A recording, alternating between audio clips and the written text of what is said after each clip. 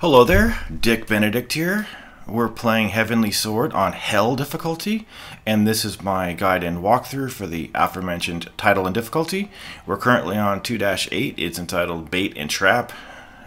For right now, we have to destroy all of the mob members here. So kill every mob member. This is Whiptail's army. I'm not sure if it's like all of her army. It's a hell of a lot of folks over here. And what we're going to be doing is trying to get as many instant kills as we can, trying to get as many folks launched and dealt serious damage to. And when we've figured out to ourselves that yeah, we've done enough flashy shit, it's just time to start using the Heavenly Sword to go into power stance and start putting people down quick with the strong attacks. Whiptail herself is the boss that we'll be facing in the next chapter, and like I said, I was very tempted to call her Shittail, just because sometimes I like to mock the games that I'm playing. But I don't think this game deserves mocking. I have really fond memories of playing this game like 5 years ago or whenever it was. I really enjoyed this game, and I was impressed by it. Now, this is 2017. I'm not impressed by the frame rate, but I'm still impressed by the story and the journey. I like games that just have a journey, but they have to still be games, you know. Even though, like the new God of War that's coming up, that's indisputably going to be a journey. You know, that still leaves the fact of why is everything that we know about God of War being left out? Maybe they have some plans that we don't know about. My good friend Haddo, before he passed on, thought to himself that that first trailer that they saw, maybe what they were going to do was just show that and then actually have the game that we all know and wanted. Look at all that area damage. But okay. So I'm going to talk about that right after I talk about this Haddo anecdote, because what Haddo thought was going to happen is they were just going to tease us with like this Last of Us sort of God of War, and then they're going to show like the real God of War and what it was going to be, God of War 4. But that doesn't look like the case at all.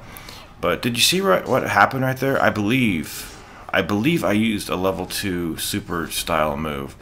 What a level 2 super style move is when you have 2 of the circles filled out in your center area where there's 3 circles. I don't think we have the level 3 moves quite yet, but I did.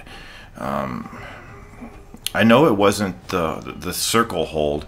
It was either the L1 or R1 circle hold, and she came down hard with a smackdown, and like 10 people got put on their backs and damaged, and then they all got to their feet of a sudden, and it was completely unfair because I could have got like 4 people put down.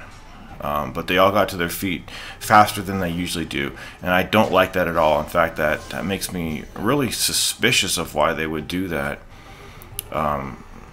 because the game even points out in the loading screens that hey, some of the super style moves do area damage, and those are actually quite helpful. And hell yeah, of course they're helpful. Why wouldn't I want to do area damage to other people and kill an enemy, whereas I can just kill an enemy and then not do area damage, you know? And I can understand it.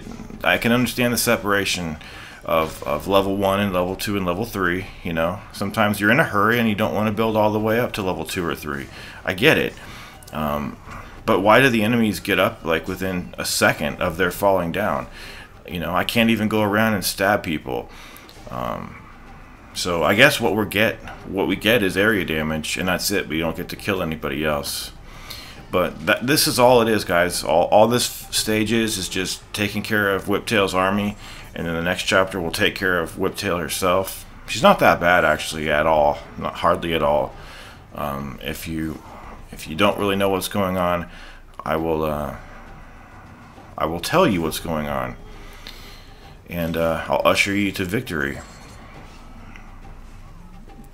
And I'm having a hard time here having the reflexes to recover from attacks.